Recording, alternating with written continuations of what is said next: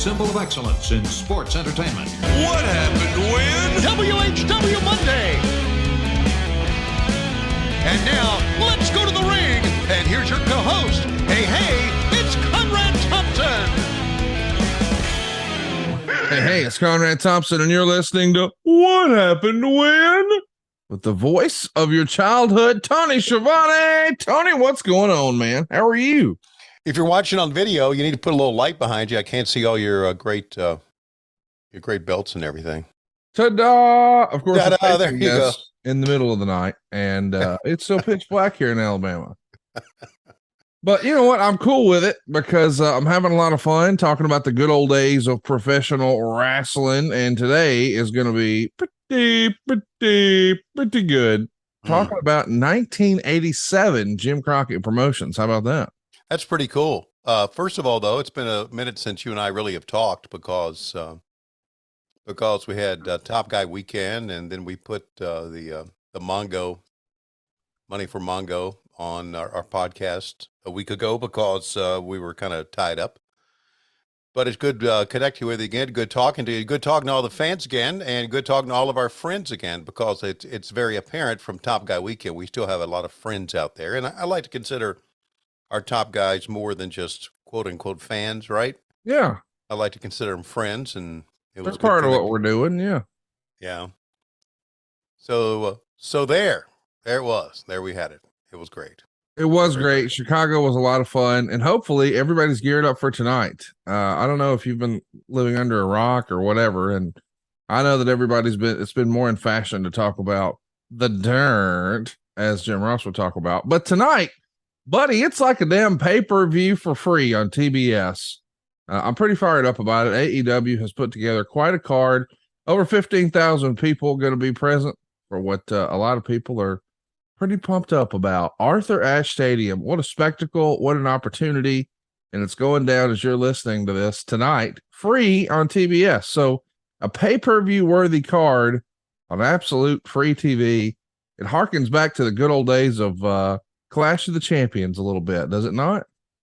Yeah, you're right. That's a good analogy. I really think that's what it kind of harkens back to. And we are going to, I don't want to sit right here and promote, just do a bunch of promotions, because that's what I do for a living. Well, I did it. I mean, listen, I brought it up. I'm just, as a wrestling fan, pretty excited about, what you guys are doing on a regular TV show. It's free, right, but it's positioned as much more than that. And I'm pumped for it. We also have a 2-hour Rampage that we're going to record. So this week Rampage will be 2 hours as well. So there's a lot going on, a lot of title matches, and a lot of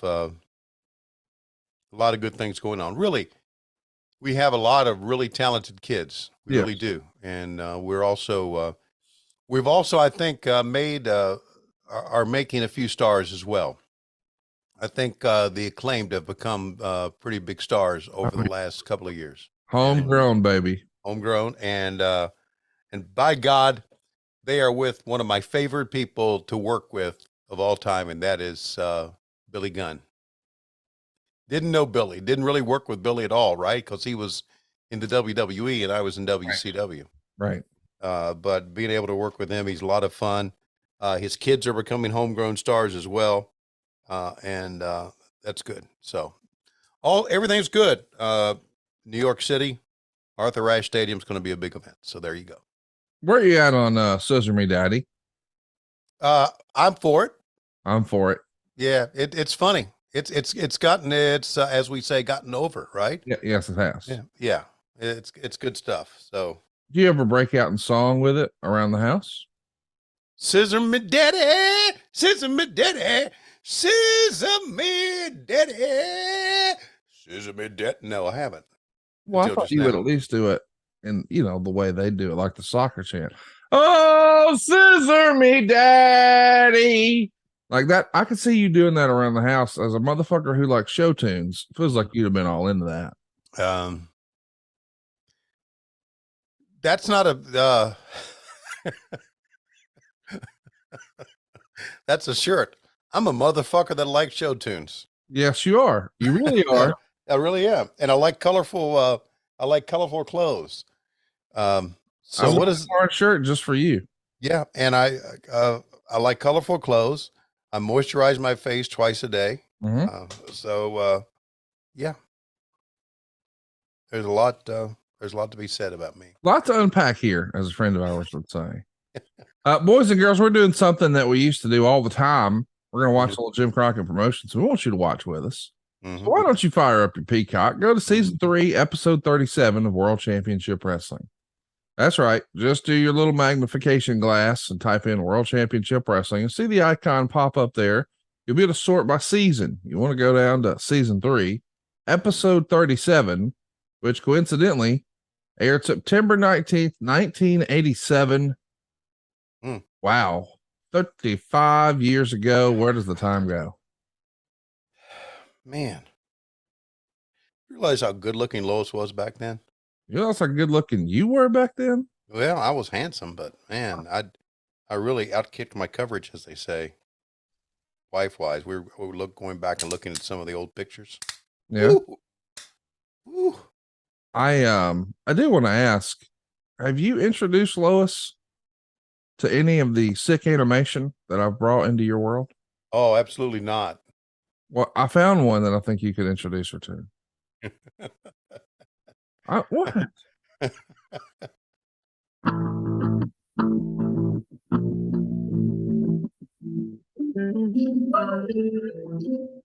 Listen up and check it out. A baby came out of her pussy and she's still fucking tight. Man, this bitch is alright. A baby. What do you think? I'll keep that one away. And she's still fucking tight. Man, this bitch is alright. I mean, listen, I think it could be like something y'all play around the Christmas tree. Yeah, having 5 babies wore her out. God, what is wrong with my eyes this morning? Let's just go to the videotape. September 19th, 1987. We're headed down a slippery slope here. It does feel like it did wear her out. It just wore her out. I didn't realize how much having 5 babies would have an impact on a woman's body. It did. So, I don't know where to go from here. Let's watch old Dusty Rhodes. Let's do a little countdown, Tony. We're in trouble. I can tell we're in trouble. Let's go to our regular countdown. You ready? I'm ready. You know it's all about Schiavone! Only Schiavone, baby! You know it's all about Schiavone! Yeah! Everyone give it up for Tony. Give it up for Tony. Let me tell you something, little skinny motherfucker. I will beat your ass, plus I will beat your ass in video games. I know that you're freaking lying. Killing it. How's it gonna feel to go back to Connecticut and tell the fuckers that an old 63-year-old man beat your ass? This is what you're waiting for! I know you know the score! 3, 2, 1, play!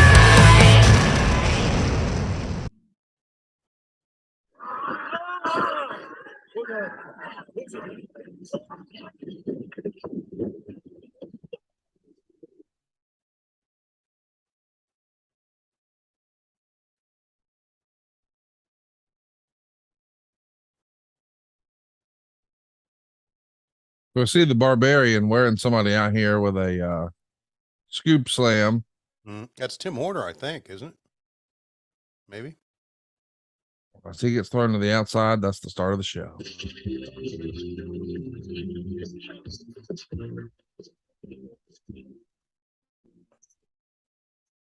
World Championship Wrestling, bringing you great wrestling action sanctioned by the NWA, the National Wrestling Alliance. Whoa. Hi, everyone, and welcome back to World Championship Wrestling. I'm Tony Schiavone, your ringside with the NWA, the Major League of Professional Wrestling. And today we're coming to you with a very special program from the Dorton Arena in the state capital of North Carolina, in Raleigh, North Carolina. Very glad to have you with us. A lot of great matches have been held at this building, and today, no exception. On the program here today, a match for the U.S. heavyweight title. The total package Lex Luger will defend against the Western States Heritage Champion, Barry Windham. But that's not all. Here today, a no disqualification match for the World Tag Team title. Ricky and Robert, the Rock and Roll Express, will defend against two of the four horsemen, the two men hot on the trail. We're talking about Tully Blanchard and Arn Anderson. And also here today, we're going to take a very special look at a man with a mission, a man bound for glory. We're talking about the man with the hands of stone, Ron Garvin, as he prepares to go after the world heavyweight champion, Nature Boy Ric Flair. Get off my face. For the month of September, going into October, we're also going to take a look at the world television champion, Nikita Koloff, and the controversy now surrounding that title, considering Terry Taylor and Eddie Hot Stuff Gilbert are making noise. UWF world television champion also. A lot of action here today. Let's begin by going to the ring. Buddy, you were, all right, that was Colt Steele who was getting his ass. Okay. All right. But you did this open in front of a crowd, not a studio feel. Uh-huh. But there's actually a match happening in the background, which I presume is this Barbarian match because it looks like we're joining it in progress. But right. How about that decision? I just do it during the middle of the fucking match, Tony. Yeah, how about that? Wow, and by myself. This is 1987. This is September of where's Jim Ross? Where's the set? Yeah, listen, Dorton Arena was in September too. Probably wasn't as bad. It was, and it's still there. It was a miserable fucking place to do a TV show. I'm not knocking on Raleigh. I'm not knocking on, they have great fans, but it was 3,000 degrees in that building. Yes. It was terrible. And it didn't cool down when the sun went down. So, and then you add the TV lights and all the people in the building, and you got and boy, oh boy, think back to 1986. All right. What we did last year, right? We did the whole, think of the matches we have now on TV. Yeah. How our focus has really changed completely from, now we're seeing kind of like the beginnings of what we have today, where it's the TV show that has the big matches, not the house shows. So there you go. This was going to be filmed. Here's the thing. I don't even have a date for this. I know it was a TV taping. I know it was done in Dorton, or at the Dorton Arena in Raleigh. Yeah. By the way, we need to talk about that in just a minute. Okay. But I don't actually know the recorded date of this in my quick little search over at the history of WWE.com. Shout out to Richard Land. So I see that, it happened, but I can't tell you exactly when. It looks like you guys taped TV that aired on the 26th in Charlotte, North Carolina, but this aired on the 19th. So it would have been sometime before there. But 1987 is clearly when the wheels start to come off a little bit. Some of the more questionable business decisions are made. We talked about that a lot with Jim Crockett Jr. in our conversations with Conrad Peace, that WrestleMania 3 was just something that he felt like he had to play catch up ball after, which I could see. As a result, he makes maybe a hasty decision to jump in and purchase what's left of the Watts territory. The trouble is, all that's really left is a bunch of debt. Yep. And Crockett winds up trying to hold the bag for some of that, decides he's not going to pay it all. I think there's still probably some hurt feelings on the Watts side about all that. And really? Okay. I don't know all the details. I just know that I think there was a deal that was made and maybe enough due diligence didn't happen. And as a result, I think they realized, hey, we were sold maybe a bill of goods. And there may have even been some hurt feelings towards Jim Ross at the time. But there was no denying that Jim Ross, boy, when that camera came on, he was calling wrestling at a really, really high level. So he was an asset for sure. Oh, there's no doubt. Yeah. There's no doubt. And the Jim Ross that I worked with in the early 90s was the best. Yeah, no doubt. I mean, absolutely. I challenge everybody because, these days, and I don't know why, but people have decided to pick on good old JR. And so if he has any sort of slip of the tongue whatsoever, and he's not 100% perfect, people come out with their fucking torches and pitchforks. Yeah. Go back and listen to early 90s WCW with him on the call. I think it's the greatest example of what's possible in that position that maybe ever existed. Yeah. Fantastic stuff. Yeah. It was. And of course, then it got even better as he moved on to the WWE. Oh, that's where he really became a Yeah. star. Right. Is there, but I think everybody listening to this, you know, we've all just been attitude era out. Like, you know, we've seen so much of it, but that early 90s WCW, it feels like it sometimes goes below the radar. Mm. But there's a lot of great talent on there. Mhm. The least of which is Jim Ross, because my God, he's just on his game. It feels like a professional sporting event, a major event every time he's on the call. I think the early 90s in WCW were tainted because of Jim Herd and Jim Barnett. Yeah, the I Jim. do. Mm-hmm. Because they had no fucking idea. Look, did you see where the Barbarian grabbed him right there? How about that? Grabbed him right on the old gimmick. Pinning. You were speaking of getting grabbed on your old gimmick. When was the last time you had a good old fashioned two-hander? I don't remember a good old fashioned two. With mine, one hand covers everything up. Oh, I got you. Yeah. All right. I'd love to be able to have a two-hander. Oh, okay. Look at this U.S. heavyweight title. Man, we're going right to a major match here. Of course, Yeah. Barry Windham and Lex Luger here are going to be hooking it up for the U.S. title. But once upon a time, not too distant future, this is going to be for the world title when Ric Flair takes his talents north. Yeah. Tommy Young's your referee, and there you see roving around the outside. It's J.J. Dillon and our trusty cameraman, Jackie Crockett. How about Jackie? Windham here is at the top of his game. You know, no doubt about it. Lex Luger's still very much the novice, still green. He's not brand new to wrestling, but this is big time professional wrestling. And he's coming in and making big money now and has $1 million look and flirting and a part of the Four Horsemen. And we know Barry Windham is going to be sooner rather than later as well, but that hasn't happened as of yet. So Barry Windham's still very much the babyface and a tall, handsome, good-looking. I mean, I know it's not his tagline. That would be Dustin Rhodes. But if there really was ever a natural in the wrestling ring, you got to think that's a perfect description for Barry Windham. Wouldn't you think, Tony? Yeah. One of the best complete pro wrestlers ever. Yes. If he could have talked like Ric Flair, he'd have been the big star like Ric Flair. That's how you become. I got it. It's an old tune we hit on this show.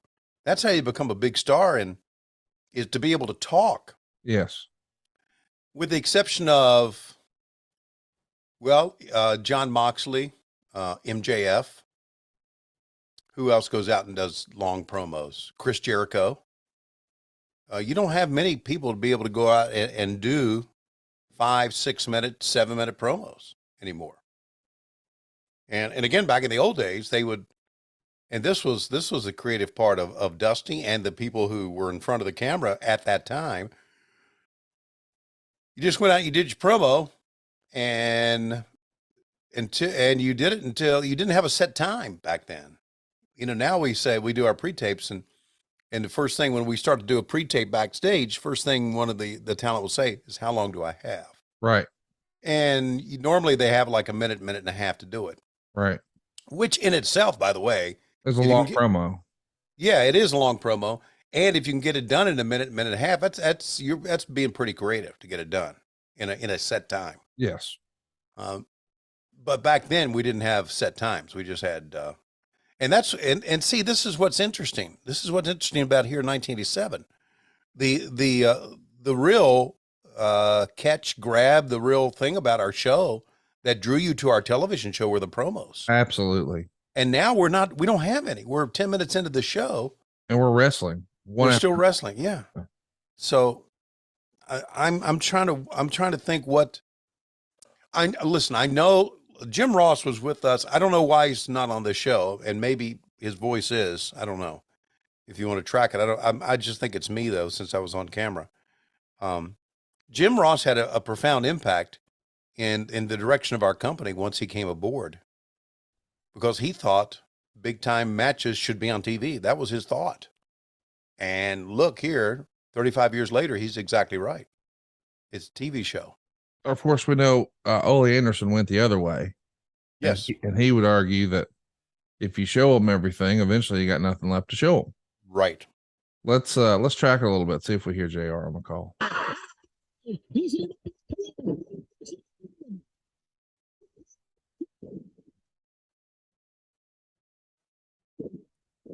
Sounds like it's just you to me. Yep, that's it. But it's odd that it's just me because Jim had been with us since, I believe, July.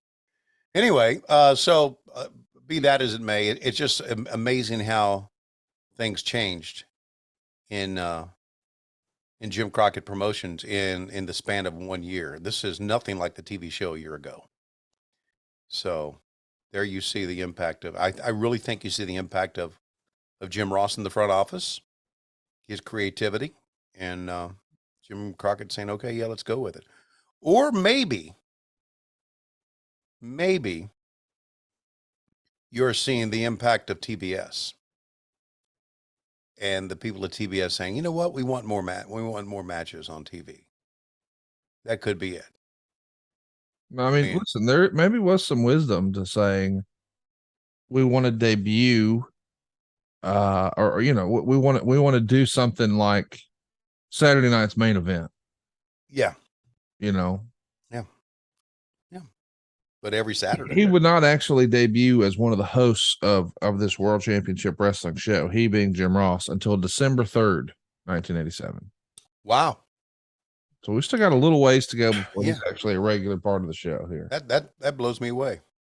That really does. Now, he was around helping conduct ringside interviews, hosting and doing commentary on the UWF style matches. But I guess you guys were still trying to do a little bit of that quote unquote brand split. Yeah. Right. By the way, it did crack me up as we got going in this program that you introduced him as Eddie Hot Stuff Gilbert, not Hot Stuff Eddie Gilbert. Hmm. And I think, would you say Randy Macho Man Savage? Some people did. Mm-hmm. But I would hear other people most often say the Macho Man Randy Savage. Mm-hmm. I guess it works either way, but I almost never heard Eddie Hot Stuff Gilbert. I always heard Hot Stuff Eddie Gilbert. Well, I was different. No, I'm not arguing. It's like, I had a friend of mine a few years ago. He was in my office and he said, man, I really like your setup in here. I got to get me some chairs and table. Mm. And I said, what did you say? Chairs and table. And he said, I got to get some chairs and table for my office. I said, dude, don't ever fucking say that again. Ever. And he said, what are you talking about? I said, it's table and chairs, you motherfucker. Jesus. Not chairs and table. Mm. Well, I've always said chairs and table. I'm like, no, you haven't. You're just saying that to piss me off now. Table and chairs. It's not like you don't say jelly and peanut butter. Mm. Peanut butter and jelly. Everybody knows that. Get your shit together, pal. It's like carrots and peas. Right? There's just certain things that are said. I don't know why. I just know they are. That's right.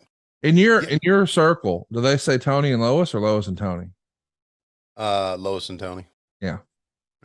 It's like, listen, I never say, let's invite dad and mom over. Mm-hmm. No, it's mom and dad. It's not dad and mom. Fuck out of here with your dad and mom.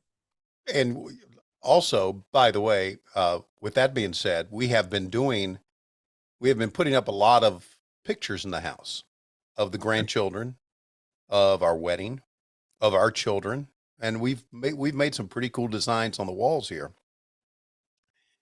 And in the foyer, we have our family crest, right? The Burger family crest and the Schiavone family crest. And which one do you think? Wait a minute. Lois's maiden name was Burger? Yeah, Berger, Burger. Buddy, shouldn't have told me that on this program. A lot of fun in the coming week. You didn't notice? You didn't know it was Burger? I did not know that I was dealing with Mrs. Burger or Little Miss Burger. It's Berger, not Burger. For the purposes of my story. Anyway, continue. You're decorating the wall. And it's funny that, and I don't have a problem with it. I thought it was cool that, Schiavone is paid for this house, but if you look at the wall, The first one is Burger. The second one's Schiavone, Yes. left to right. So Yeah. it shows you who runs the house. And you're also going alphabetically. There you go. Thank you for saying that. Yes. It tickles me that her name was Burger. Uh-huh. Long. We're gonna have a lot of fun with that in the coming weeks. I am curious. I know you had some family and friends from out of town. What was the weekend like? Well, it was pretty darn good. We went to an Atlanta Braves game. Okay. And my friend Brian Snitker got us tickets, and we were 6 rows behind the Braves dugout. You couldn't ask for better seats. Yeah. And got to see Snit's wife, Ronnie, and Lois talk. Once we realized that was Brian Snitker's wife sitting beside Lois, the gig was up, man. Lois was the whole time. But I had never gone to an Atlanta Braves game at the new stadium. Really? Never had. I'd gone to the stadium. I'd gone to the stadium a couple of times early in the day to go down to the clubhouse because, I was working. I was a AAA announcer. So I could go to, when I had a chance, we had an off day, I could go to Atlanta Braves games and go down to the clubhouse and hang out with players and hang out with Snitker and go to batting practice. And that's what I would do. And then when it was time of the game to start, I said, fuck it. I got more games I got to see this week. I don't want to see any baseball games. Right. So that was the first game I had seen there. So it was great. Lois's oldest brother she's the oldest in the family, but her older brother of her 3 brothers was here with his wife, and we had a good time. We really, really did. Oh, and by the way, we are going to have some people to come at Thanksgiving. Normally we've never really, it's not really your thing. No, it's not. So we're going to have a house full of Thanksgiving, and we've had Thanksgivings the last couple of Thanksgivings where it's just been me and Lois. I know. I've tried every year to get you to come hang out over here, and you sort of make it a game time decision, and it didn't happen. Really? But at least this year I know to lay off because you got plans, Daddy. Look at you getting all domesticated and shit. I know you've invited me to your house. I never remember you invited me for Thanksgiving, but thank you for that. Yeah, but you were like, what would we do with the dogs? That was the issue last year. And I was like, fucking bring them. I don't care. Yeah. Well, maybe we'll make that decision. I think we're getting ready to get another dog too. So we'll see. Yeah, it's probably lonely without all the hair, My wife is shedding, by the way. That's a new thing. But it is lonely without all, look at that shot. It is lonely without all the hair, but we've got ladies to clean the house now. So, here comes Arn Anderson in. Arn Anderson, what the fuck was I wouldn't do it. Oh God. Little distraction here. Arn is distracting the referee. JJ is up on the ring apron. You can tell that Barry Windham and Lex Luger have been at it for quite a while. They are shiny. Look at this. Sweating their ass off. Oh. The referee said no.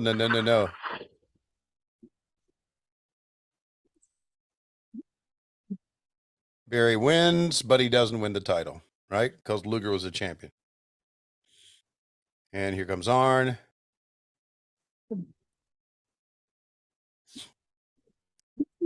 Fans popped for disqualification back then.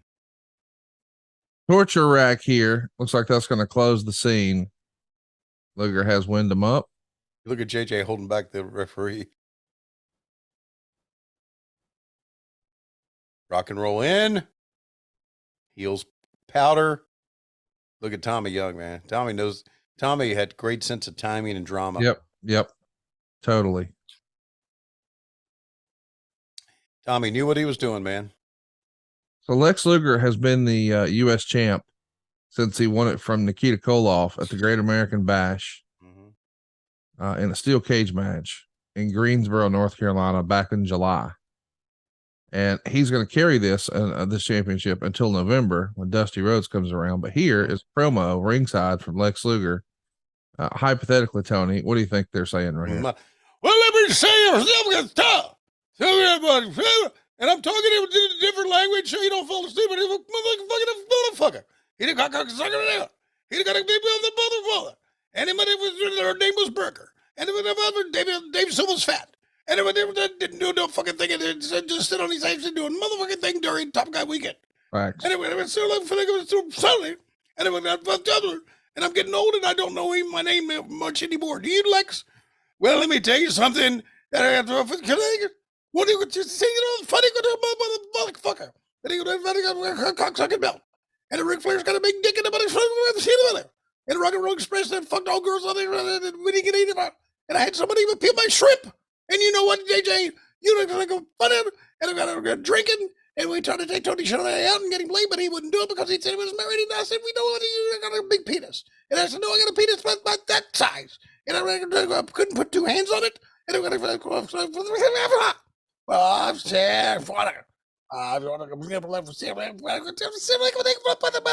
shoulder.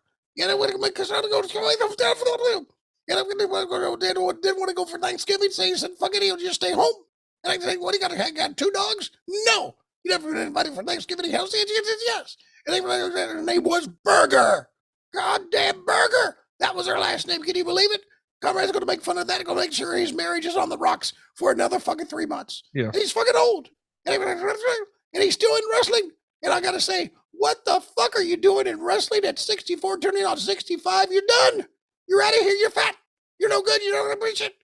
And now you work behind the scenes, and all the people hate you, and that's okay because the people that hate you are not behind the scenes, and the people that are fucking working. And you know what? Disco Inferno sucks a big dick. And then oh, no. I can't do a promo. I never could do a promo. That's okay because I've got the title, and I look like fucking good fucking shit. That's exactly what it is. Let me say this. People behind me are cheering. You think I'm sweating because that I'm no, it's because Dorton Arena is too fucking hot to do a TV show. Enough. I used to do these on the house shows, and now they want me doing it on TV. But that's okay because Jim Hard's going to take over this company pretty soon, and we're going to go right to the shitter. And eventually, I'm going to go to WWE, and I'm going to become the narcissist because that's exactly what I was. Did you believe her name was Burger? Yes. Oh, fuck, my life is over. Let's go back to the ring. What a long promo. I'm going to remind everybody about a brand new sponsor we've got here on the program. This is pretty cool. Let me ask you a quick question. Have you ever wished there was something out there that could improve your internet for better speeds and better overall experience? Well, guess what? It exists. What if you could use more than one internet connection at the same time? Like hotel or coffee shop Wi-Fi and your cellular data connection on your phone, and combine their speed and reliability. Speedify is the only app that combines multiple internet sources into one bonded super connection to improve your live streaming, your video calling, your gaming, your web browsing, everything else you do online. Now, it's simple to use. It runs in the background, and it lets you combine any number or type of connections for better performance. It's available for all your devices, your PC, your Mac, your iPhone, your Android. We even can help you Linux users. But that's not all. At its core, Speedify is also a VPN, which means it encrypts all of your web traffic to improve your privacy and your security. This is a big deal if you're like me and still in this post-pandemic era, you're doing Zooms all the doggone time. We've all seen somebody where it looks like their call drops out, they've got some sort of flaky connection. Don't let that somebody be you. Speedify can help. So what are you waiting for? You deserve better internet. Speedify can help deliver it. Download Speedify today at speedify.com/WHW. That's SPEEDIFY.com/WHW. This really works, Tony. I had a chance to try it this past week. I was out and about and on the road, and bam, I combined some public Wi-Fi with my phone. I was humming like I was at home, and it was fantastic. I can't recommend it enough. Speedify.com/WHW. Manager number one, Paul Jones, right there with him. Boy, the heat is on. I don't think I have to tell you that. You can see it for yourself right here on the nation's number one wrestling program, right here on the Superstation, WTBS and World Championship Wrestling. Ivan Koloff, Paul Jones, George South. Here we go. The bell sounds. Look at that look of George South, man. Yeah. I'm sure if you take a look at this and you're not really familiar with wrestling, you just know George South probably ain't gonna win. No, he's not going to win. And why? I don't know. Why make him wear big old diaper underwear? No, I was thinking about myself. I'm sorry. About why would you do a stand up and then go right into commentary? No, why would my voice be so phony? I guess here's what was happening in my life at this time. Okay. I was an fucking hillbilly. Sure. You don't get it until you accompany me to Craigsville, Virginia. You have no concept of where I grew up. You don't, because it is as redneck in the mountains, small town as you can get. And my voice was actually like this. I said, how I talk. I said, well, every time. I've got here somewhere, and we've got to play it. We've got to find a way to transfer it. I have the very first time I ever talked on the air, and it was brutal. So I guess now here's 10 years later that I'm trying to overcompensate. So when I listen to myself back then, it's like, the Russian bear, Ivan Koloff. I was a fucking yucker. That's what we call them in the business, yuckers. Guys will talk like this. All right. Welcome back to World Championship Wrestling. The Russian bear, Ivan Koloff. Hey, can you do me a favor? Can you say, if the moon was made out of cheese, would you eat it, in that voice? If the moon was made out of cheese, would you eat it?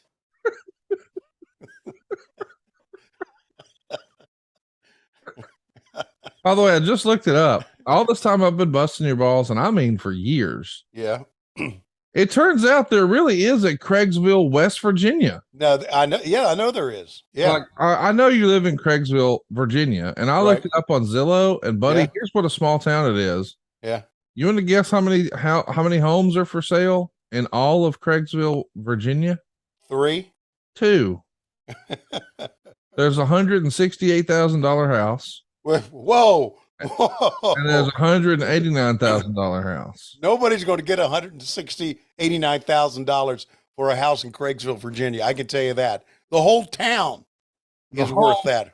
The homes are selling for $70. They're listed for $70 a foot. So with negotiation, you might be. So here's what I guess I'm saying. If you're listening to me right now and you were going to ask a question about a mortgage this week, and you were going to ask about affordable housing, it's in Craigsville, Virginia. If you have a home if you have a job where you can work from home, I highly recommend Craigsville, Virginia. Yeah, there are $100,000 homes in 2022 in Craigsville, and you can put up a billboard, home of the world famous Tony Schiavone.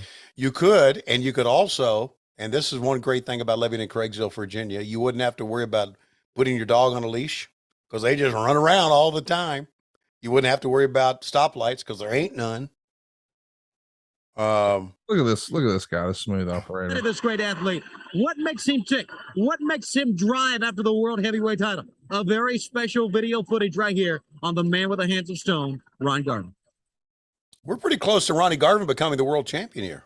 I think he wins it coming up, and then we know what's going to happen. He's going to drop it back at Starrcast. But look at this, man, swimming in the lake. I don't remember seeing this video ever. Me neither. What music do we have with this? Oh, none.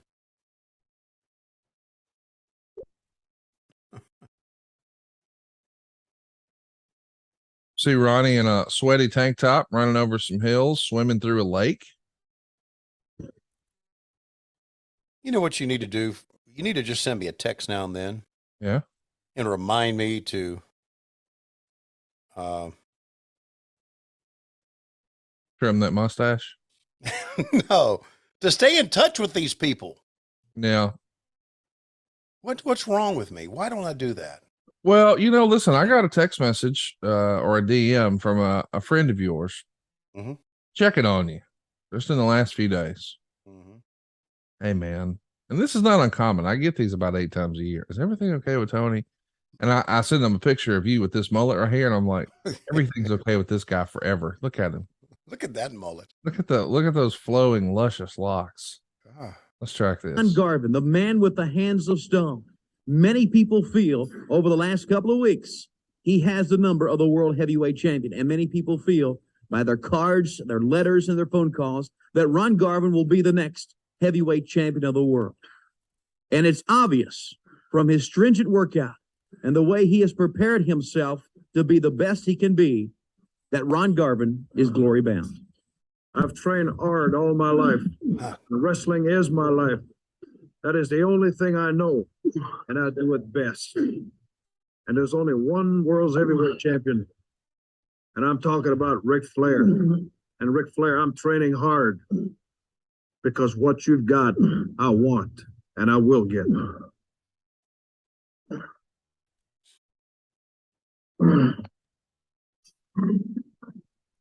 Wow. Destiny. I do believe in destiny. You are the ultimate in professional wrestling. What you have is what I want. The ultimate encounter, the final encounter is you and I. But I will be the next world heavyweight champion. It sounds like Ron Garvin, based on the music, wants to fuck Ric Flair more than he wants to beat him. You know what? Oh, look, it's the Look at fireball there, man. He went up like the challenger with that. You know what? Where that workout was taped was Ric Flair's house. Oh, really? Yeah, Ric Flair's little gym that he had. Well, as we know, 6 days after this airs, September 25th, 1987, in Detroit, Michigan, you guys were taping an episode of NWA Worldwide Wrestling, and what do you know? Ron Garvin did, in fact, become the world champion. And thought, look at this piece of business.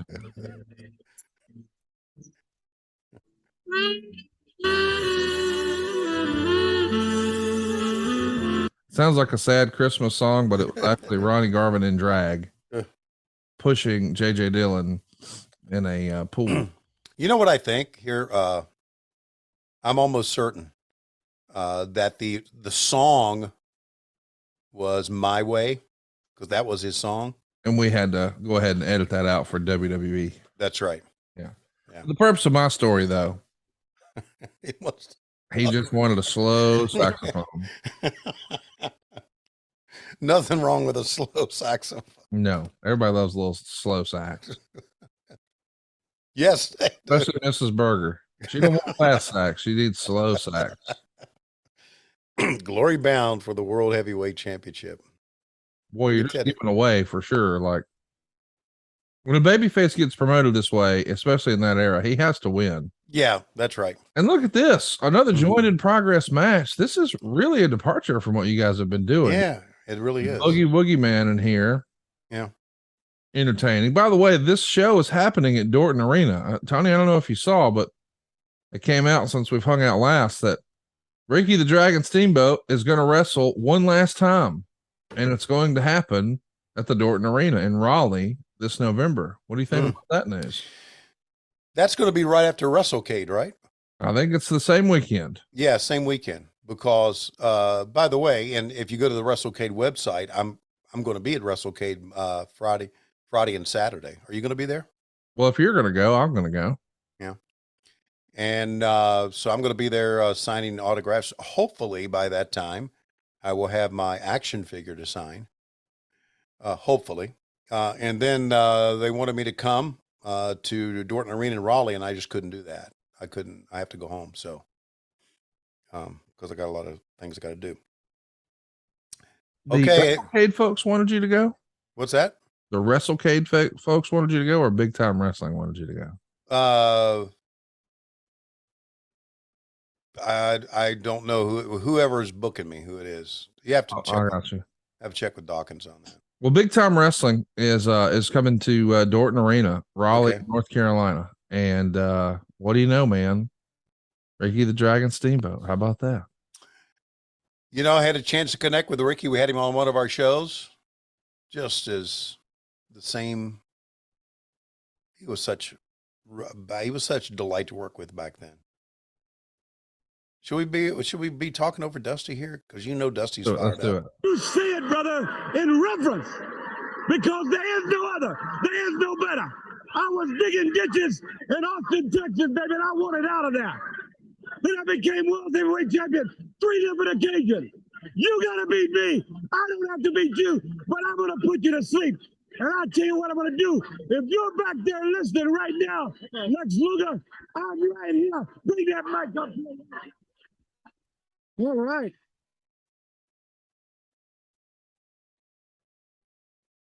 Dusty up in the ring right now, calling by Lex Luger. Listen to the fans.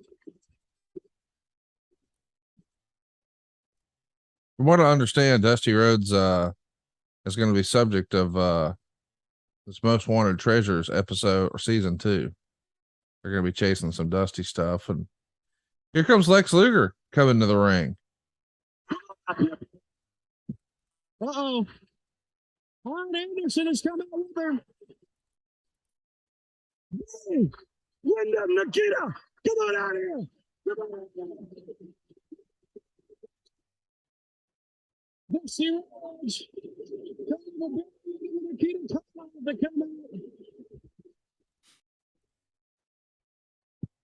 come out.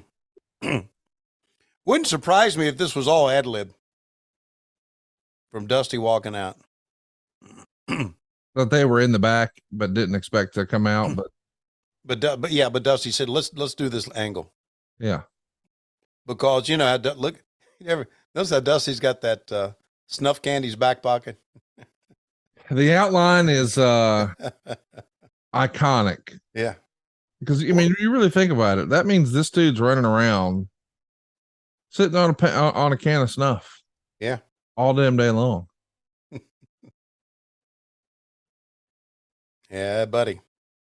No, it just The heels think better of it. They're going to take a little powder here. Yeah. Is that one guy, Sean Royal?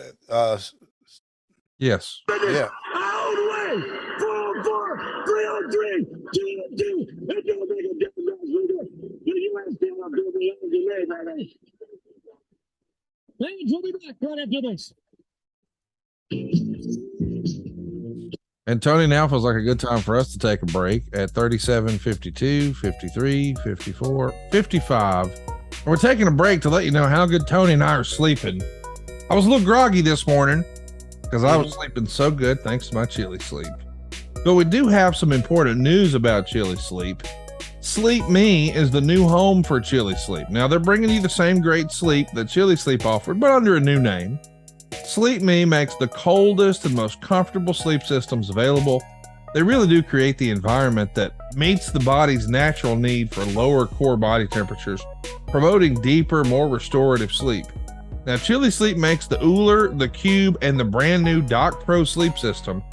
No matter what, we're talking water-based, temperature-controlled mattress toppers that fit over your existing mattress to provide you your ideal sleep temperature.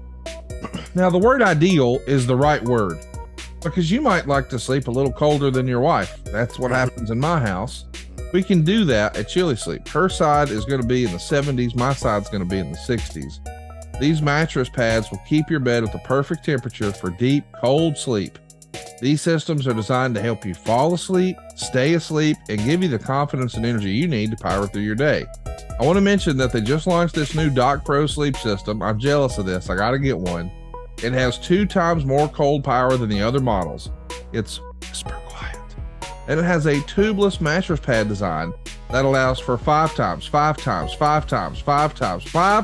more cooling contact. You can even pair it with the all-new Sleep.me app for enhanced device control and sleep scheduling. And Tony, right now we've got a special deal for our listeners, right? Head over to sleep.me/WHW. I want to go repeat that again. That's sleep.me/WHW to learn more and save 25% off the purchase of any new Doc Pro, Cube, or Uller sleep system.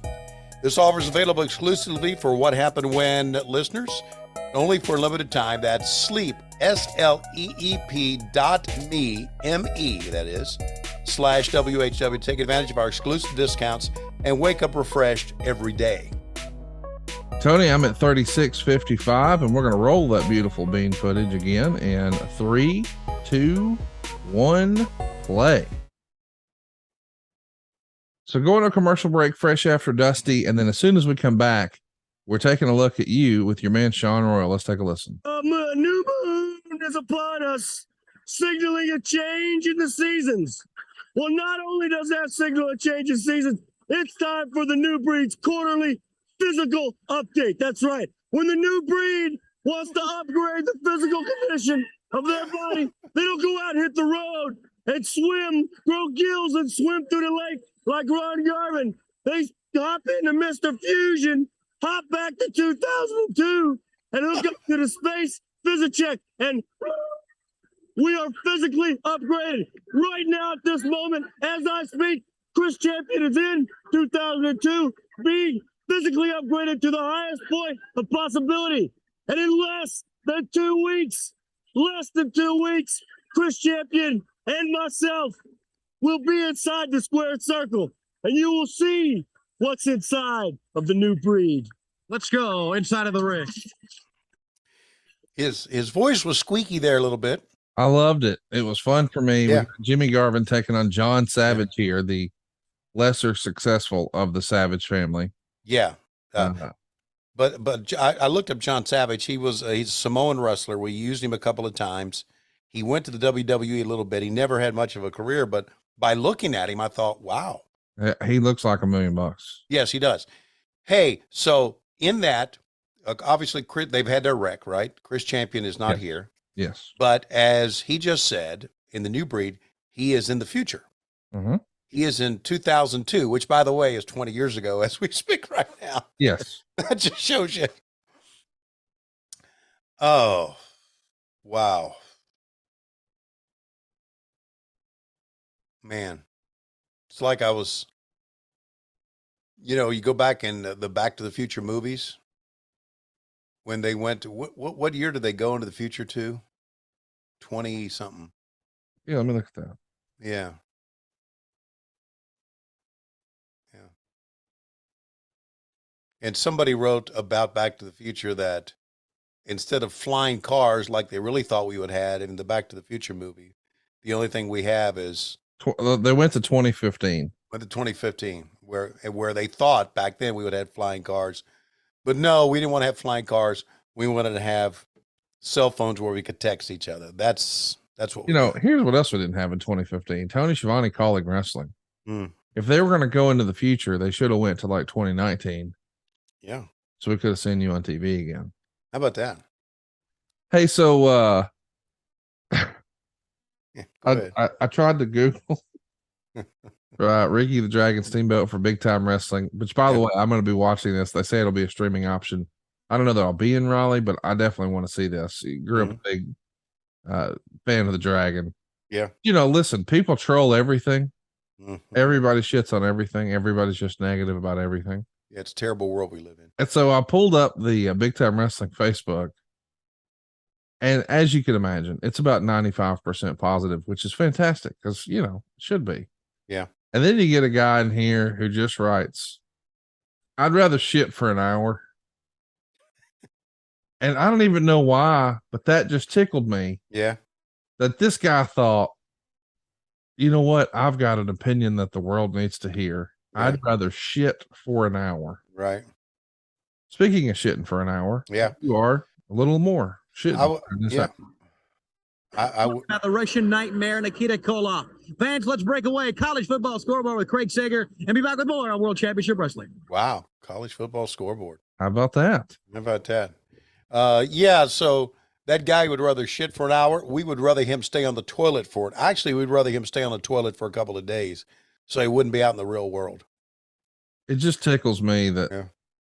First of all, I laughed at the comment. So if your goal was to make me laugh, then mission accomplished. Yeah.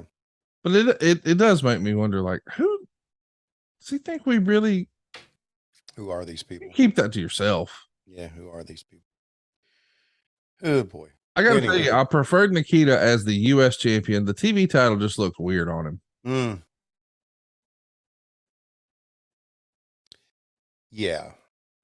I don't know why. I just, it feels like he's better suited for that bigger, golder version of a championship, the U.S. title, as opposed to.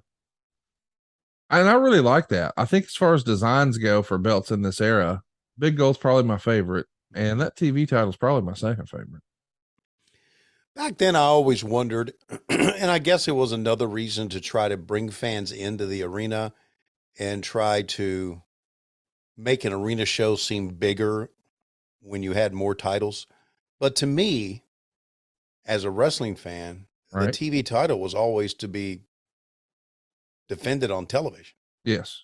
And we always would put it in the arenas too.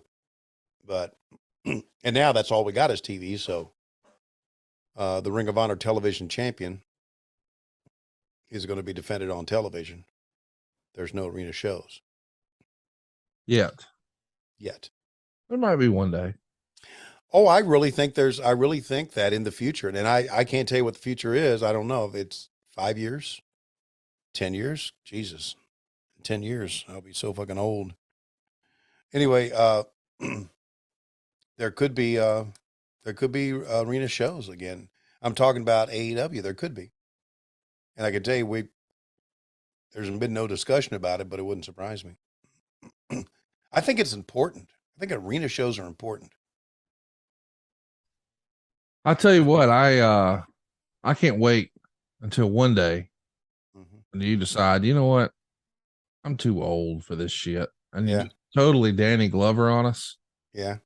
I feel like one day you and I are going to be able to have some fun conversations about your return to wrestling, because made a lot of friends, traveled a lot of miles, probably created some fun stories. And we don't talk about current stuff, but I bet there's some fun stories that we'll have some fun with one day.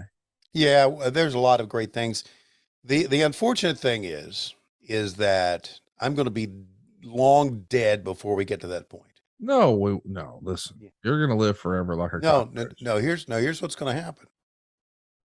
Ladies and gentlemen, welcome. Oh, wait, check Wow, we this got to out. listen to this. None other than Hot Stuff Eddie Gilbert, and I tell you, I am so honored, and what a privilege it is to be sitting right next to my friend, my compadre, the new UWF World Television Champion, Terry Taylor. Now, see, Terry and I both have visited WTBS. We've come on the Superstation, and we both at separate times have said our piece. We've also issued challenges to different tag teams. But something we never expected, but I knew it happened if you stepped in the ring and got it, was a world television title. Now, the only thing that seems to stand in our way is one person now. There's another person running around and saying they are the National Wrestling Alliance World Television Champion. That's Nikita Koloff. Well, Nikita, if you want to be a big deal, if you want to quit running behind Dusty Rhodes and being a superpower, step to the front. Let's forget about John Ayers and Jim Crockett getting together like Gorbachev and Reagan at the summit meeting. Let's do it one-on-one. Let's meet now. Let's sign the contract. If you want to be a world television champion, single, nobody else. You don't have to worry about anybody else. Now's the time you can prove it, because here's the man. You either got to put up or shut up. Right, Terry? Well said, Eddie. Nikita Koloff, just coming out here going, flexing your muscles doesn't make you a great wrestler. I may not be the biggest guy in the world, but I do have the title. Now you're out here imitating a world's television champion. Well, if you have what it takes, if you're one half of the superpowers, if you're such a great man, all those guts, all those muscles, all those brains and brawn, why don't you put it up or shut up like Eddie said? Put your name on the dotted line. Let's you and me, one-on-one, everybody out of the way. Let's just get in there and see who the better man is. I think this probably won't happen because you know who the better man is and you're looking at him. Because when it comes down to the bottom line, I'm a great wrestling machine and I eat guys like you for breakfast every single day of the week to get to where I am now. So, Nikita, if you're so big and brave, prove it. Sign it on the dotted line. Okay, we're back. Nikita, you heard the comments from Terry Taylor, the UWF World Television Champion. You know, Tony, in the past few days, I have watched many matches of Terry Taylor. I want to see what he do good. I want to see what he do bad. What he do good? No, what he do bad? A lot of wrestling ability. That is why he's a champion. But Terry Taylor, you also got a big mouth. And when you talk about Nikita Koloff, you talking about the wrong person, Terry Taylor. You see, I told Jim Crockett last week to bring contract to me. And we find out one world TV champion. Pajano is da. Bring to me Joe Crockett. Bring Conrad. And I sign. You see, I like nothing better than to have just one world TV champion. Terry Taylor, if you are half a man, if you are half a champion, you tell all these great people you are. Then sign the contract, Terry Taylor. If you got the gun, sign the contract. And Lex Luger. Now it's not only Faruski Savataha, the record single you have to worry about. It's also Maximum Partner, Dutchy Rhodes, and his liver. And there you go. Those are people right now. Nikita Koloff. Terry Taylor, sign the contract. Okay, there it is, Terry Taylor, for you. Words from Nikita Koloff. When we come back, the world champion Ric Flair in our world tag team medal no disqualification match right after this. So, you said that, Nikita, you just heard those words from Terry Taylor. How did you hear those words, Tony? Because I didn't see a monitor or any headsets. Mm-hmm. Sounds like bullshit to me, T. Oh, boy. Speaking of bullshit, here we go. Round and round, the heavyweight champion of the world, Nature Boy Ric Flair. All right.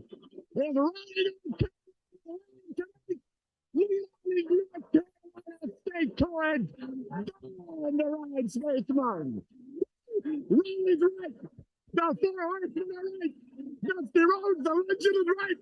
Nikita Koloff, Billy Windham. All the big stars. The rock and roll. Riley is live. You know why? Because the NWA is the top. Number one. And Ronnie Garvin, you, my friend, have still got to beat Ric Flair. You still got to prove to the people that all that talk is action condensed into power, which means you got to beat me. So, Ronnie Garvin, here I am, styling and profiling the living legend. Yes, not Dusty Rhodes, but himself, the world's heavyweight champion 4 times, the man. And not to bring up a sore subject, but I couldn't help it over here. Terry Taylor talking about taking Nikita Koloff's time. There was no love lost between Koloff and I. But I gotta tell you this. Koloff beat Tully Blanchard. Blanchard made the belt. So the next thing Terry Taylor be telling the world is he's ready for Ric Flair. Taylor, I'm telling you, whoo, it's like that. 1, 2, 3. Now, Ronnie Garvin, you, my friend, have got a day with destiny. Because you see the Nature Boys going to St. Louis, Dallas, Detroit, Los Angeles, and Las Vegas. Yes, first time ever, the NWA title is going to be defended in Las Vegas. All the showgirls, all the limousines, all the money. Woo! Ric Flair fits right in. So you see, Garvin, you've got no place this business because you're not class, you're not style, you're not smooth, you're not finesse, you're not Ric Flair, in other words. You're pickup trucks, and I'm long limousines. You're fat women, and I'm with women in long evening gowns. To sum it all up, pal, when I walk out of this arena tonight, there's 30 or 40 women gonna ride Space Mountain. You know why? Because I'm the National Wrestling Alliance World's Heavyweight Champion. Woo! And on that note, we're starting a World Tag Team title match. We've got the Rock and Roll Express coming into the arena right now to a thunderous ovation in the ring, waiting for them. JJ Dillon on the apron, Tully Blanchard, and Arn Anderson by his side. This is the real reason I wanted to watch this. We're going to get a hell of a match here with Tommy Young right in the middle to call the action. But how much fun was Ric Flair having just talking about Las Vegas, which coincidentally, he's going to actually wrestle on the day before he drops the title. So September 24th, 1987, 5 days after this airs, the UWF runs a show at Cashman Field.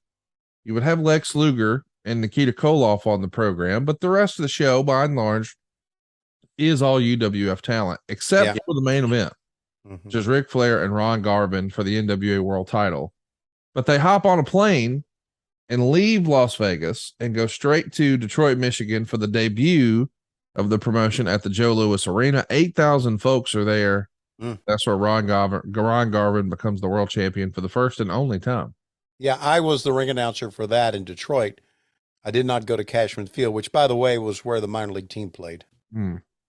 Baseball team, the AAA team, the Las Vegas team back then, which I guess pretty soon they're going to have a major league team there. Isn't it amazing how we go through generations and years? Back in 1987, it would be unheard of for pot to be legal. Yes. Anywhere. Correct. And in 1987, it's just how the world has changed. And these days, you got Ric Flair lighting up a J right on camera. Yeah, no.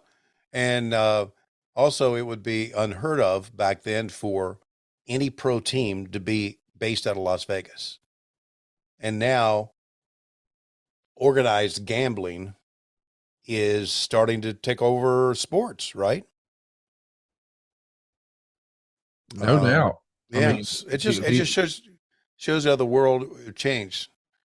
There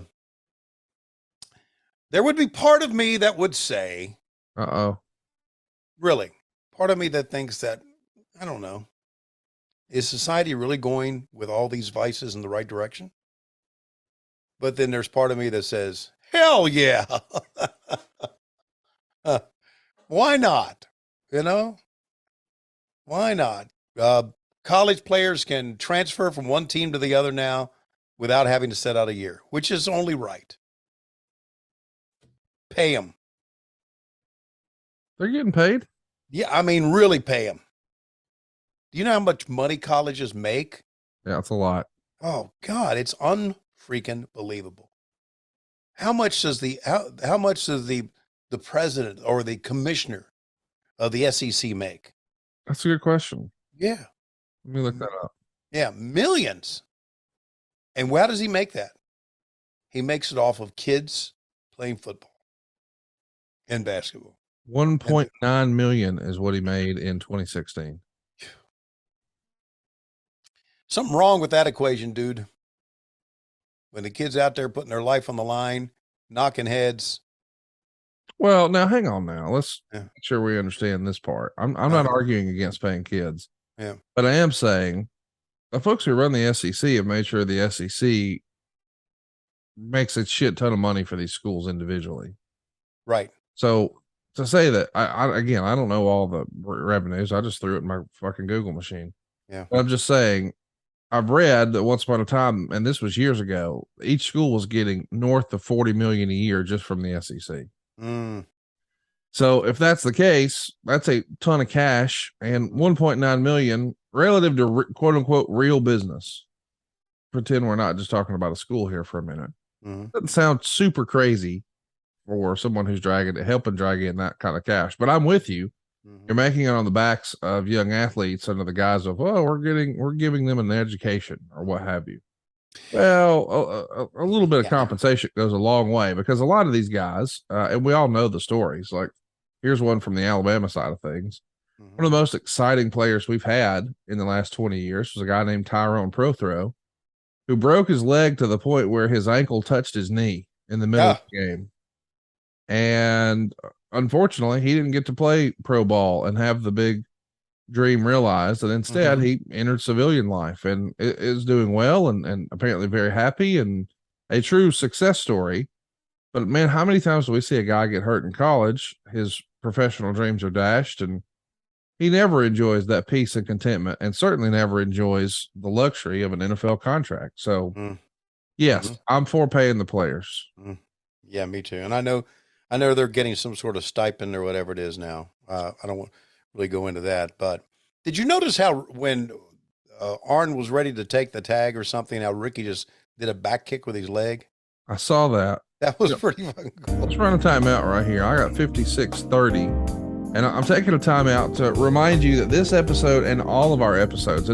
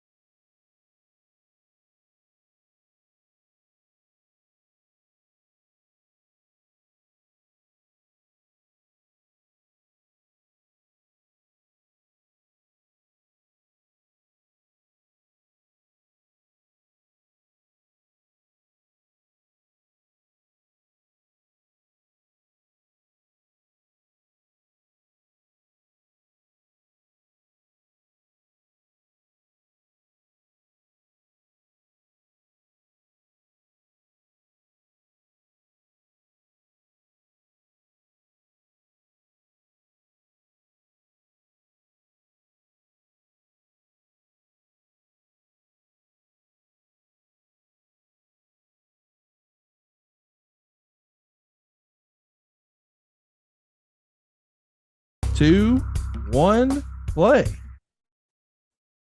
And I like when we're getting a match that goes so long, we take a commercial break right in the middle of it, because in person, the Dorton Arena was rocking with the idea that it was Arn and Tully versus the Rock and Rolls, two of the best tag teams of all time here doing their thing.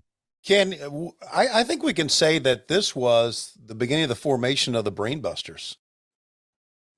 Pretty close, because Arn and Tully were basically singles wrestlers prior to this, right? Yes. Tully going after the TV or the U.S. title or whatever, and both going after the TV. The national and all the other stuff. Right. But now they've been formed as a tag team, so this is probably around the time, I would think, to where, I don't know, maybe they were thinking about moving on, and Vince was thinking about bringing them in, and right?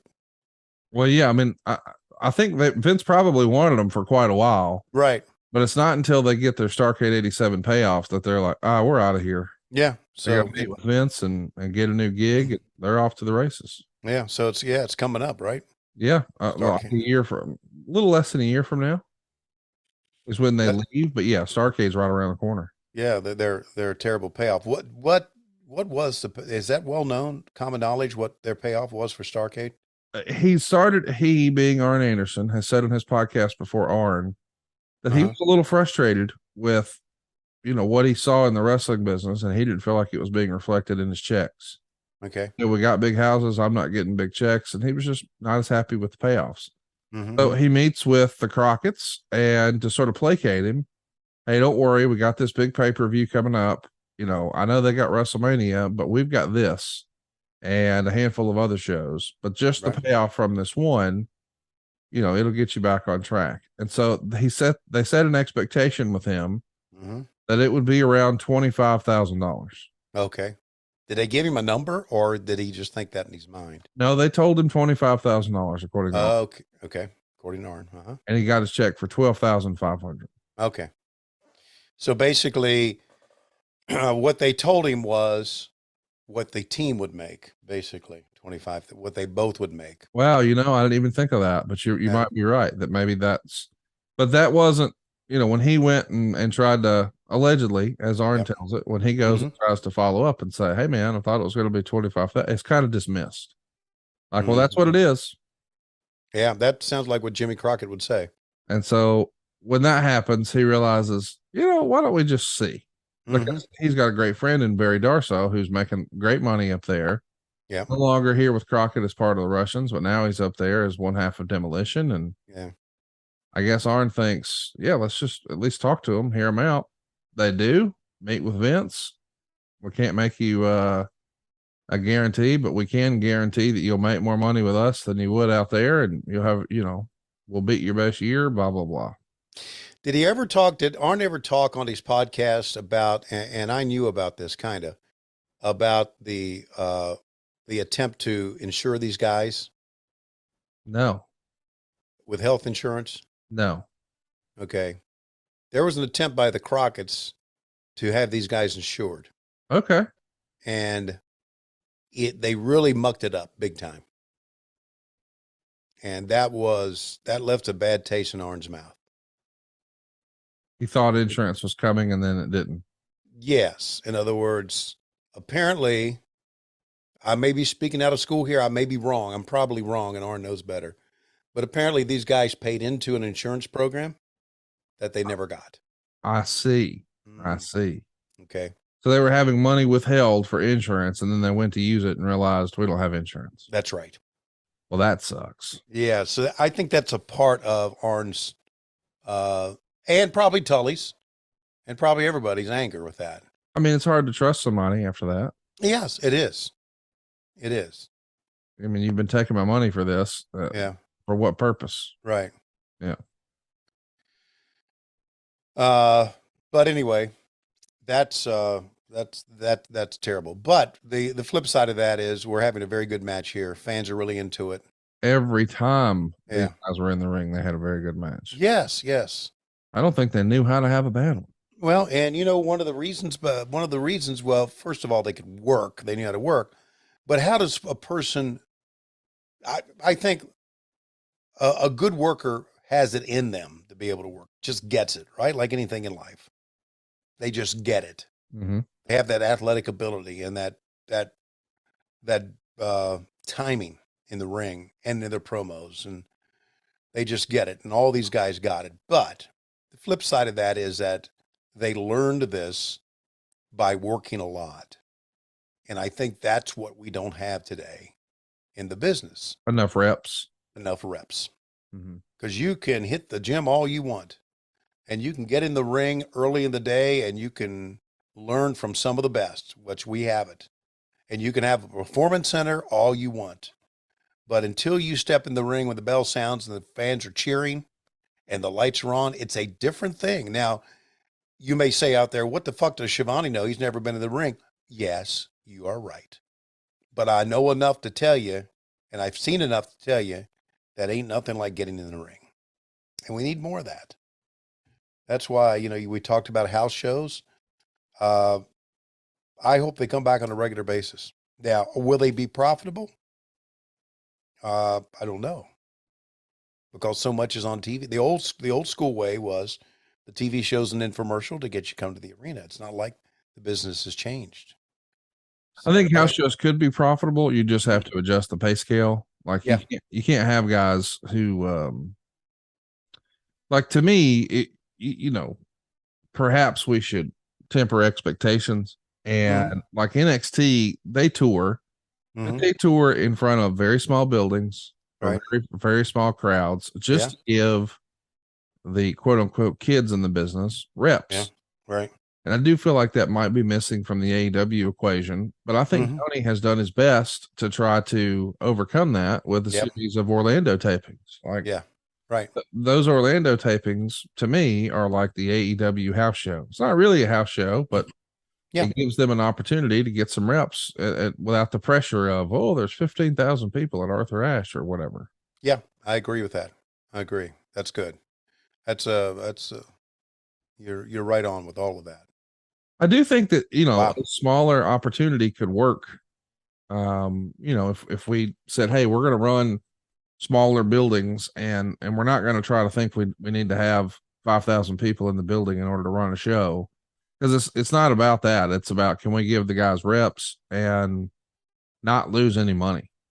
So if you ran really small venues, you loaded it up with merch, you had cool meet and greet opportunities for the kids, and you ran smaller buildings, it's okay to have smaller crowds, because really the goal is, let's get these guys used to working in front of a crowd. Yep. Well, there you go. These guys still have like 15 minutes to go. I think there's a battle royal here too. I could be wrong. Oh, there is? Okay. You teased it earlier saying that. Well, no, there's not. No, I just looked up the results. You're exactly right. They're going to go a really long time. Yeah. But that's okay. I mean, this is house show stuff, right? That's what this is. Uh-oh. Arn's got a gimmick. When doesn't Arn have a gimmick?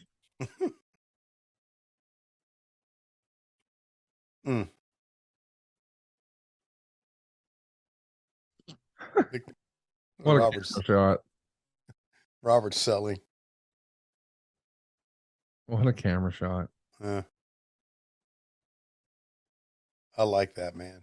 Just casually using the tag rope. The tag rope. I love it. And choke him with it. No problem. Yeah. Robert doing the selling here. Yeah, a little change of pace. Yeah, it's usually Ricky. Normally he's holding up the goalpost there. Right, exactly.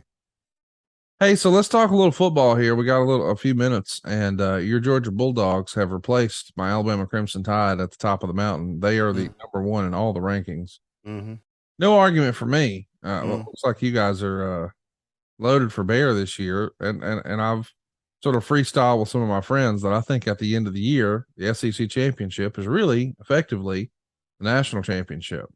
I mean, well, I hate to be. Go ahead. I hate to be an arrogant prick, but isn't it usually that way? No, it is, but I Yeah. feel like this year, maybe more so than normal even.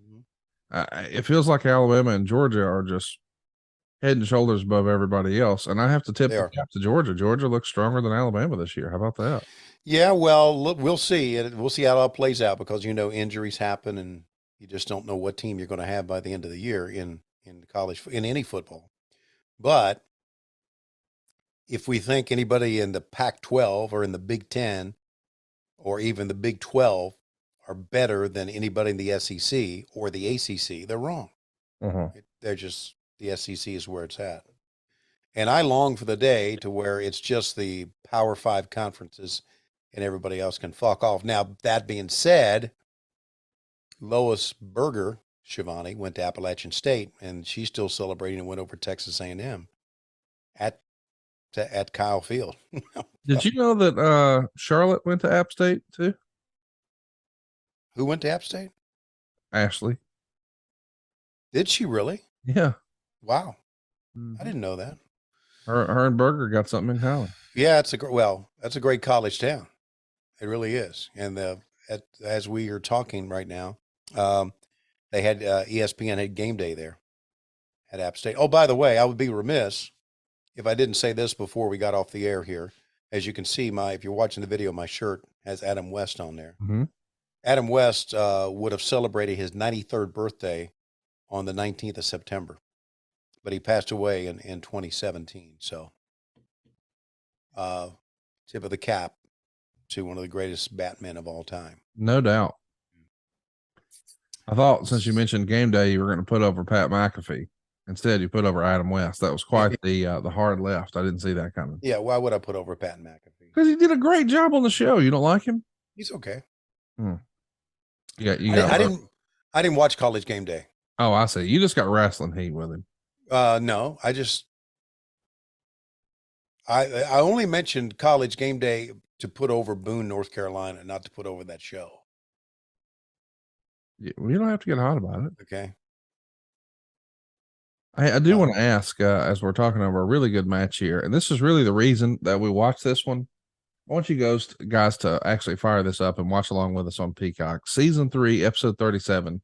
I know a lot of times you just listen to Tony and I because we're going to make you laugh, but most of the time we try to find the bad stuff in pro wrestling. This is not one of those examples. No. We've been watching so much Jim Crockett that was just, studio shows. Now you're getting a real arena show with some fun packages. I'd never seen that Ronnie Garvin package. Of course, the next time we see Ronnie, he's going to be the world champion. But here, man, two of the best tag teams that ever did it in a long match. Now we're going into our third segment here. Yeah, how about that? On this Saturday edition. Mm-hmm. And they've still got 11 minutes left in the program. So a lot of wrestling still to come. They took that camera face shot and put it in the United States. Did you see that? That was fantastic. On the bumper? Absolutely. Hey, so I did want to ask, since we briefly mentioned current stuff at the top of the show, just reminding everybody that tonight, live on TBS, you get a pay-per-view quality show from Arthur Ashe Stadium on free TV. Tony Khan has actually suggested maybe he's got something up his sleeve. It's usually pretty fun and exciting.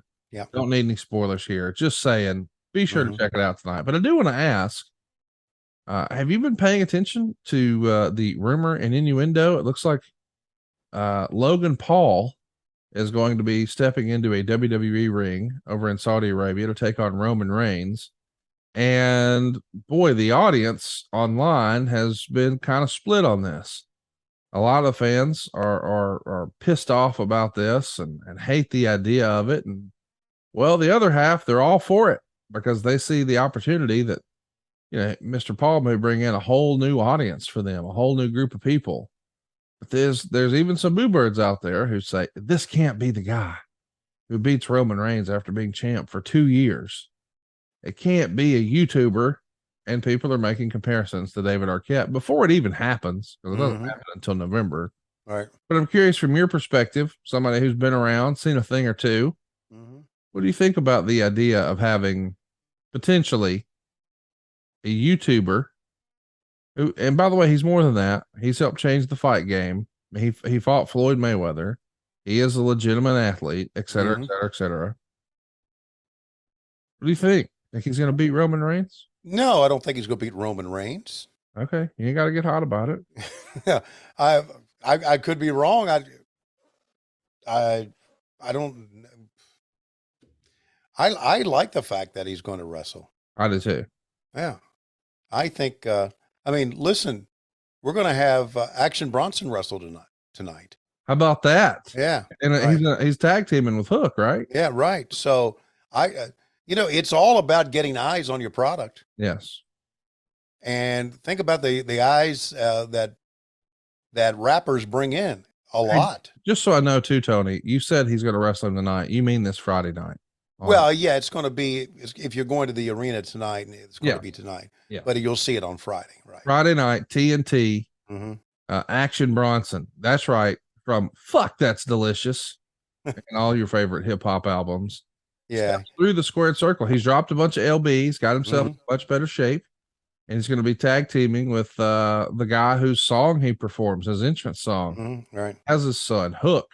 Yeah. Happening where you can watch it this Friday night. So 2 nights from now on TNT. I've had a chance to meet a lot of rappers since we've been doing this. Yeah. We met one in Buffalo, and I'm sorry I don't know what his name is, but he West rapped. Side Gun. West Side Gun. Okay, he brought out Daniel Garcia. All of them are just are cool motherfuckers, buddy. Action Bronson is just a great guy. They're just like down to earth people. I think you would actually like the Buffalo outfit. It's West Side Gun, Benny the Butcher, Conway the Machine. I've put a lot of folks on them. They're actually wrestling fans from way back when. Right.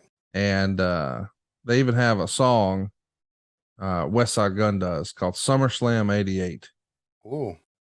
And they play clips from Mean Gene in the song. Whoa. And at the end, he says, SummerSlam 88. I swear I never heard this Mean Gene promo, but it's such a great line. SummerSlam 88. It's the most fun you can have with your clothes on. And I was like, dude, Mean Gene was the man in 1988, but my 7-year-old ears weren't really listening for it. Yeah. But now that I understand a thing or two, I understand the greatness that was Mean Gene, just casually slipping that in. That was so fun. I can safely say that there's never going to be another Mean Gene. Yes. Like there'll be another never be another JR. Just unique personalities that were so good at their job that it was secondhand nature to them. Just amazing stuff. But Logan Paul, you're for it. Yep. Me too. Me too. I'm for anything that helps put eyes on the product. And of course, if they want to compare to Dave Arquette, they can, because it's probably the same person that's still on the toilet shitting for an hour. There you go. Yeah. How about it? I like when Tony does a callback.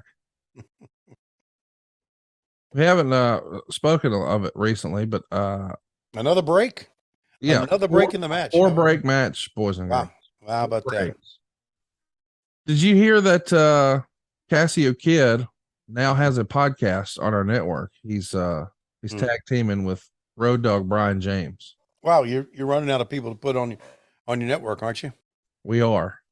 Yeah. What happened is Road Dogg started a podcast with Ryan Katz, who has done everything in wrestling behind the scenes, and they had both recently departed, not this earth, but NXT.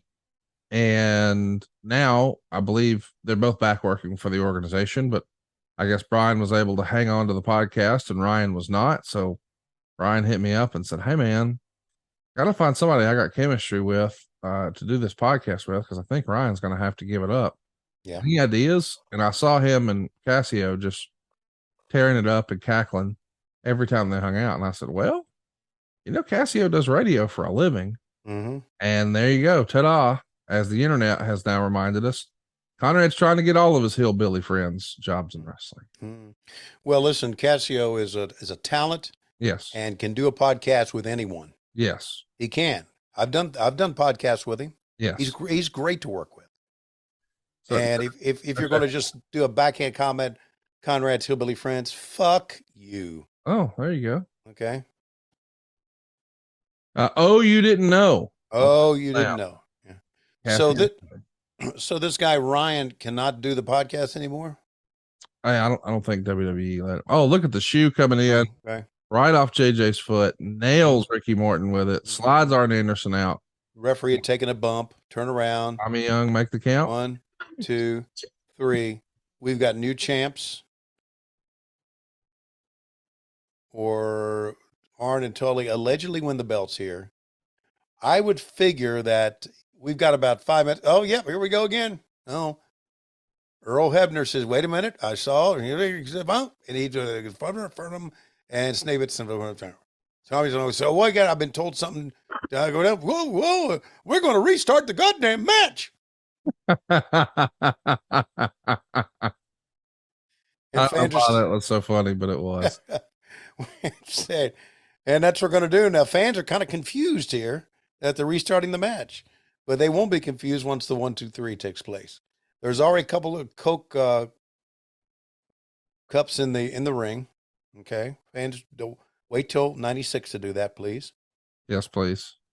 Oh, are they going to throw this out now? They are. They're going to throw this out, and they're going to retain the titles.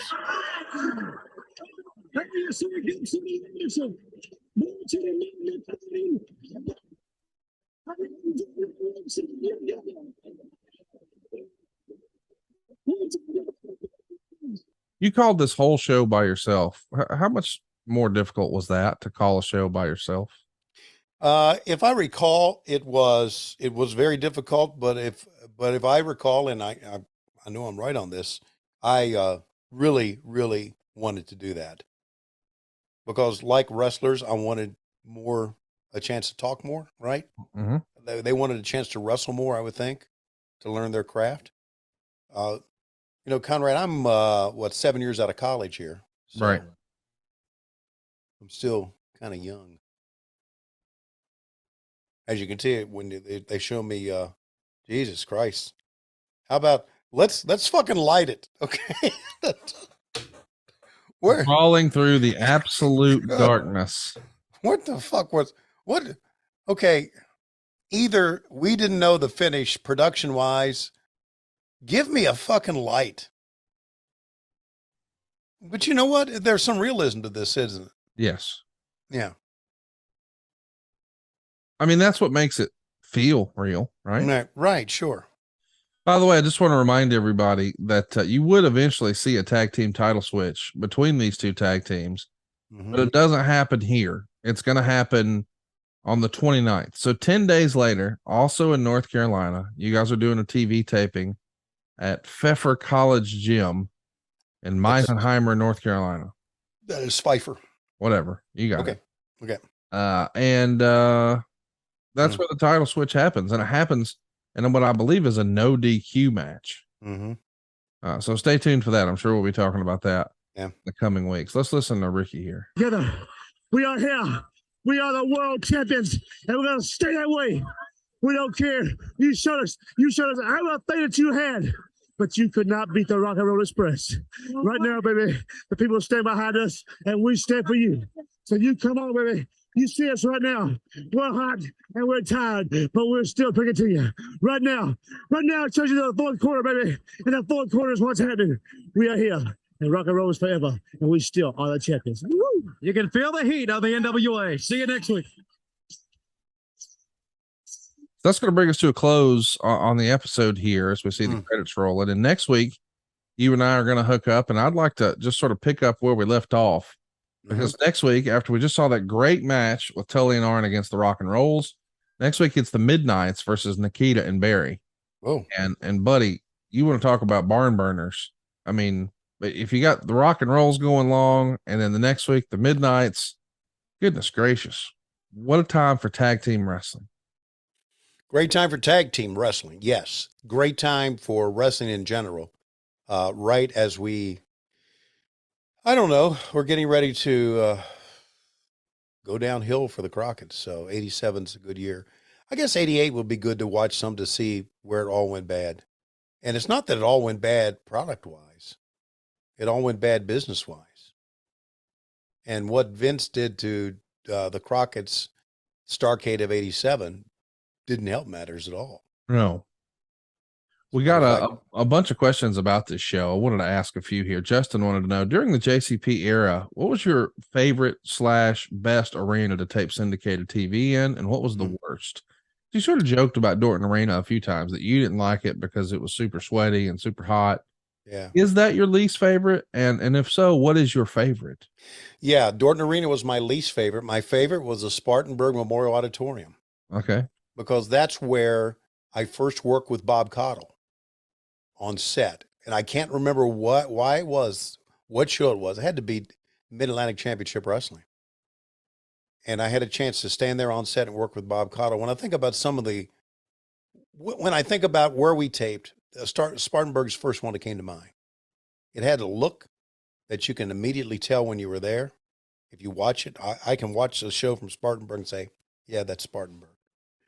That was good. The Winthrop College Coliseum right outside of Charlotte was good, in Rock Hill, South Carolina.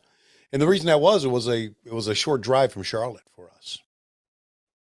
But Spartanburg was the best. Dorton Arena by far was the worst, not because of the fans, but because of the heat. It was just not a good place to do TV. Here's one from Bobby. He wants to know, Tony, did you prefer the show's production values pre-Turner or after Turner bought JCP? Obviously after Turner bought JCP, but I mean, that's when they brought in Keith Mitchell.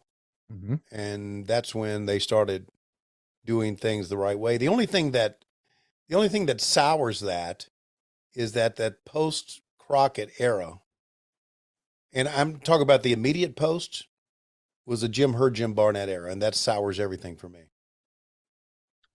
Yambag Jones wants to know, Tony, what was a riskier move, giving Lex Luger a microphone or walking past a goose? Walking past a goose. Matt Godfrey wants to know, Tony, who's your favorite U.S. champion of all time? Blackjack Mulligan. Okay.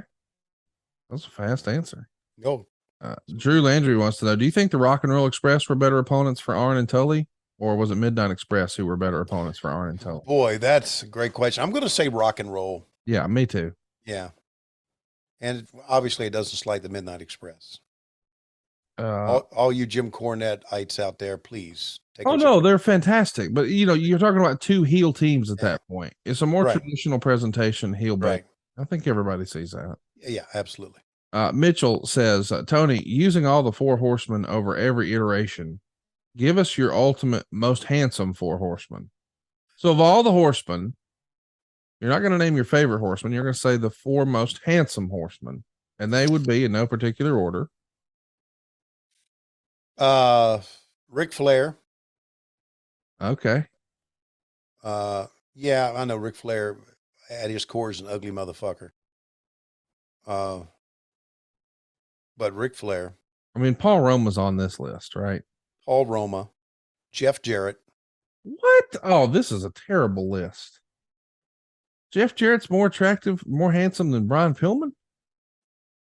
Well, I was going to put Pillman in there. There you go. Got one spot left now if you do that. So is Barry going to go? Is Luger going to go? Is Malenko going to go? Yeah. Dean Malenko. Really? All right. So Ric Flair. Dean Malenko's 2'1". And by the way, I'll beat his ass. Okay. Last handsome horseman. One more.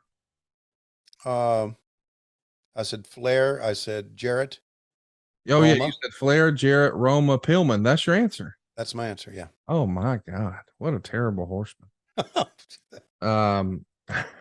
Gavin wants to know, Barry Windham is still top 5 all-time bell-to-bell guys. Do you think he worked better as a heel or babyface? I thought he worked better as a babyface.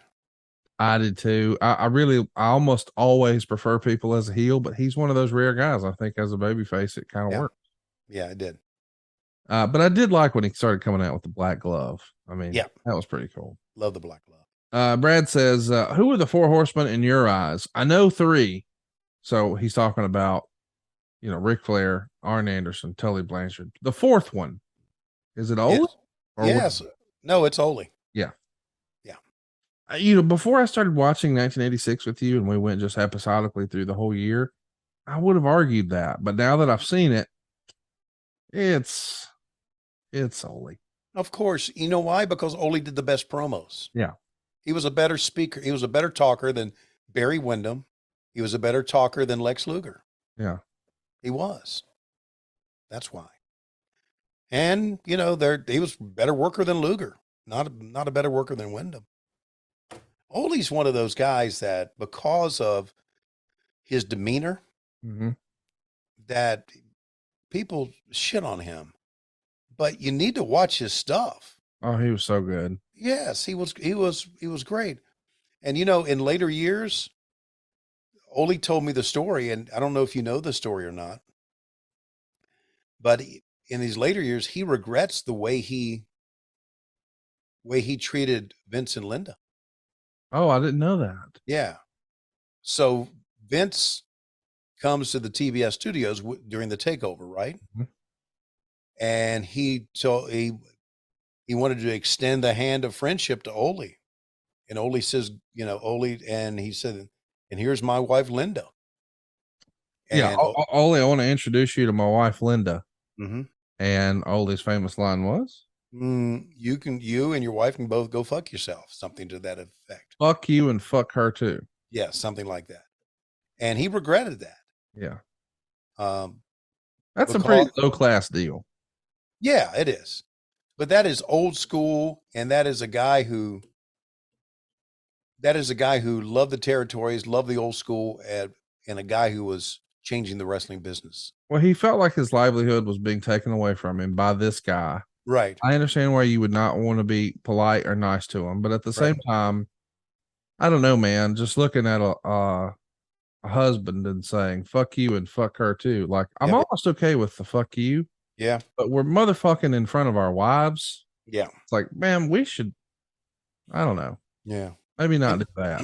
And Ole regrets that. And that's a reason why that Ole wasn't a part of the Four Horsemen that was inducted into this Hall of Fame. In 2012, by the way. Yeah. Yeah. So, anyway, but Ole's to me is what makes up the Four Horsemen. And we're going to be talking about the Horsemen a little bit next week because we just saw the Rock and Roll Express have a great match. Now we're going to see the Midnight Express have a great match with Barry Windham and Nikita Koloff. We know that Barry is eventually going to turn heel. Nikita's now the baby face, but I think we all still preferred him probably as a heel. But, buddy, there was no better heel than Jim Cornette in that era, and he's going to bring his boys ready to fight next week right here on WHW. But, Tony, right now, it looks like it's about that time. Well, ladies and gentlemen, in the ring right now is Tony Schiavone, standing ready to do some ring announcing. And wait a minute, the music hits. It is a Barbra Streisand tune. And coming to the ring with her arm in a sling and kind of limping to the ring is Lois Schiavone. And she has, oh my God, she has a rolling pin in her left hand. She apparently is going to send, apparently Tony and Lois Berger are going to have a match. Wouldn't you like to see this match? Oh my God, calling the match is Cassio Kid and Road Dogg. They'll be doing the play-by-play. And, oh, you didn't know? I would rather take a shit for an hour than watch this match because we're desperately out of time. We'll see you next week on What Happened When. We come to you each and every Wednesdays on Westwood 1/Cumulus, but on Mondays and sometimes Tuesdays, we come to you on Patreon, patreon.com/WHW Monday. And of course, adfreeshows.com.